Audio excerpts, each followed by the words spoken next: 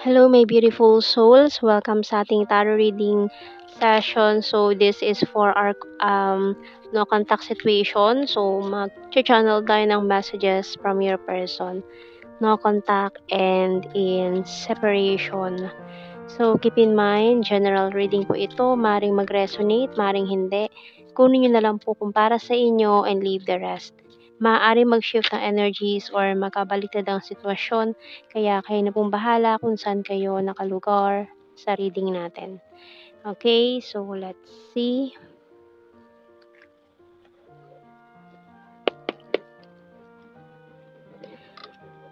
Oh, it's a disaster.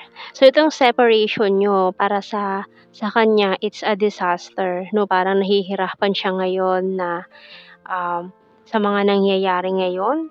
And I will fight for you. So kumbaga dati parang itong separation nyo is magaan lang para sa kanya. Kasi karamihan kasi sa mga divine masculine, sa una, oo, kaya nila. Pero habang tumatagal, parang saka lang nagsisink in sa kanila itong separation. No, parang, ayan.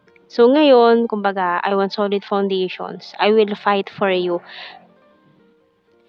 Marami na siyang naintindihan or naunawaan ngayon na dati kasi parang balewala lang sa kanya, eh. Ang tagal nag-sink in sa kanya ng mga pangyayari.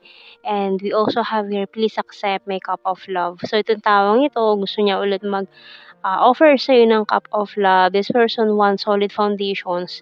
Dati kasi binaliwala niya itong connection yung dalawa.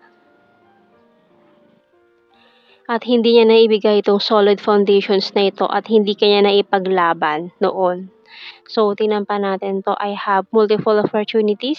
Kasi maaaring mas inuna niya itong mga opportunities na ito in the past. Maaaring other persons as well. Mga options. Kumbaga, hindi pa siya tapos mag-explore ng some other options sa mga panahong yon na nagkaroon kayo ng separation. Kaya, kaso, yung mga options na yon ay puro palpak. Ayan, I need to achieve my goals. So, inuna niya yung mga goals in life and at the same time, naglaro pa siya, eh. Kumbaga, hindi pa siya ready mag-settle down ng mga panahong yon.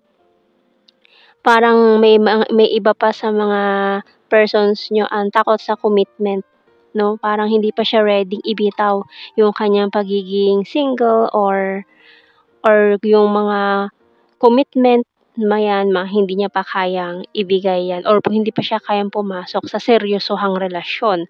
So, you're so sweet and caring na isa sa mga namimiss nitong taong ito during separation. You're my wish come true. And noon, nung nagkahiwalay kayo, sa kanya na-realize na ikaw na pala talaga yung winish niya na ibinigay na sa kanya pero nabitawan pa niya dahil lang sa pag-e-explore pa or naghangad pa siya ng mas higit pa pero yun pala is wala na masihigit pa daw sa'yo. Okay? So, I want to protect you sa bottom card natin. So, tingnan natin dito sa ating The Hidden Truth. More messages from this person, channeled messages from your person, no contact, and in separation. Okay? So, my life is not as together as it seems. So, yung mga posts ni sa social media, malayong-malayo sa katotohanan. Parang, pinapakita niya na they are okay naman siya, they are having fun, pero malayo yon kapag mag-isa na lang siya is doon siya kinakain ng lungkot at pangungulila niya sa'yo.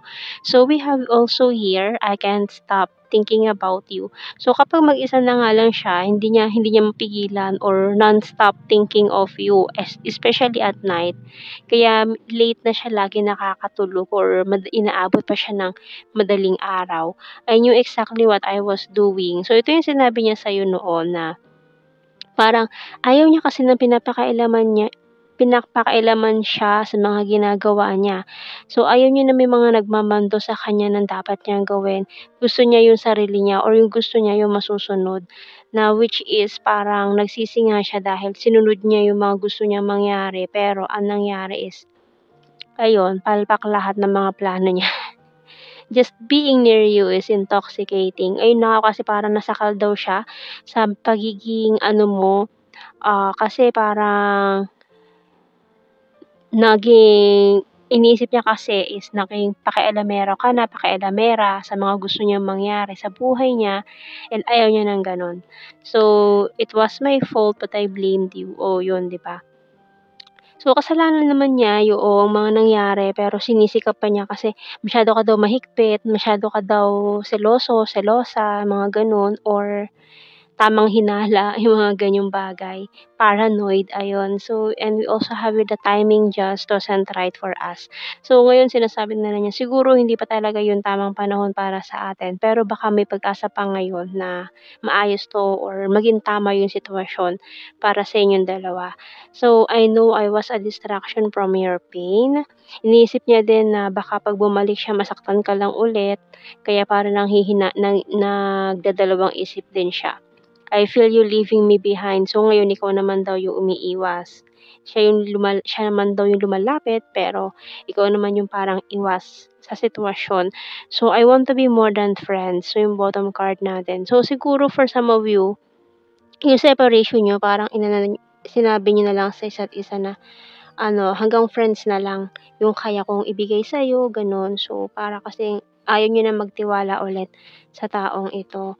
So, tingnan nga natin dito sa ating separation and no contact messages. Ano pa ba ang mga ibang dahilan? May mga ibang dahilan pa ba? Ayun, may nahanap nga siyang iba. Isa sa mga options niya noon, I'm happy with someone else. You deserve better. Oh my gosh. So, ito yung mga inano niya, noon, 'no, parang sinabi niya, "You deserve better, hindi ako yung karapat-dapat para sa'yo." Kasi may nakita siyang someone else na sa tingin niya magiging masaya siya. Pero sa una lang pala yun, pero ang nangyari ayun, where are you now? So, ngayon hinahanap ka naman niya ngayon, nasaan ka na, anong ano mo, sinong kasama mo, gusto kitang makausap or mapuntahan, gano'n. And we just for fun, okay. So ayun, inisip niya kasi noon 'tong connection niyo is just for fun lang, pero hindi niya alam tatamaan pala siya ng matindi, 'no. So yung bottom card natin dito is past trauma. Ayun, so parang naging playboy or playgirl siya, dahil na rin sa mga past trauma na napagdaanan niya sa buhay niya. So tingnan naman natin sa Divine Masculine's messages natin dito. I'm your servant, my queen. So, ngayon gusto niyang bumawi, lahat daw ng gusto mo ibibigay niya, wow. So, tingnan pa natin, don't tease me, I'm jealous. So, ngayon parang may someone na, nagiging interesado kay feminine. So, ngayon naman nagseselos naman 'tong si Divine Masculine. No conditions. Oh, so wala na daw mga kondisyones. Think about me. And yung bottom card natin ay I'm not perfect. Yung sinasabi niya, hindi ako perfecto, puwede pa rin ako magkamali. Pero I'll do my best para maiwasan na itong mga pagkakamaling ito na hindi na maulit. So, tingnan natin Divine Feminines messages naman tayo. Ayan, so let's see.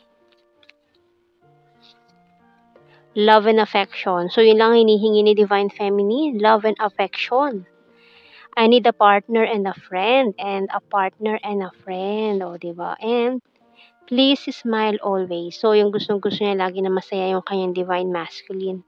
And keep up the good work. So, very proud si Feminine sa mga magagandang nagagawa ni Divine Masculine.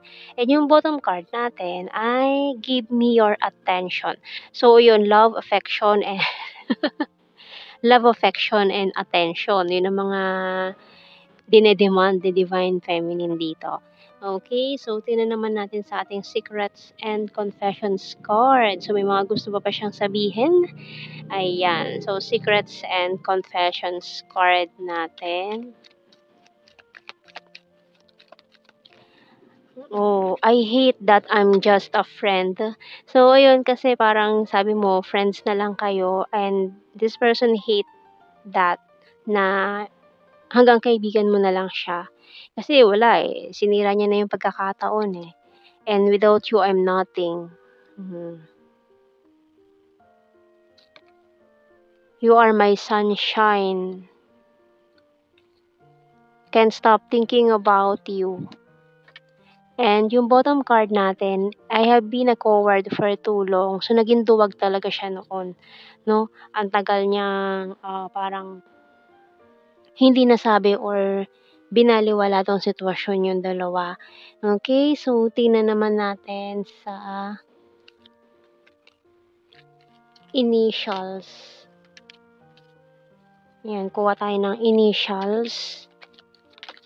Meron tayong Y, L, P,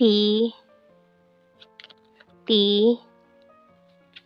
N, H, O, and the K. Ayan. So, yun ang ating reading, my beautiful souls. Thank you for watching. Take care and God bless. See you in our next reading, guys. Bye-bye.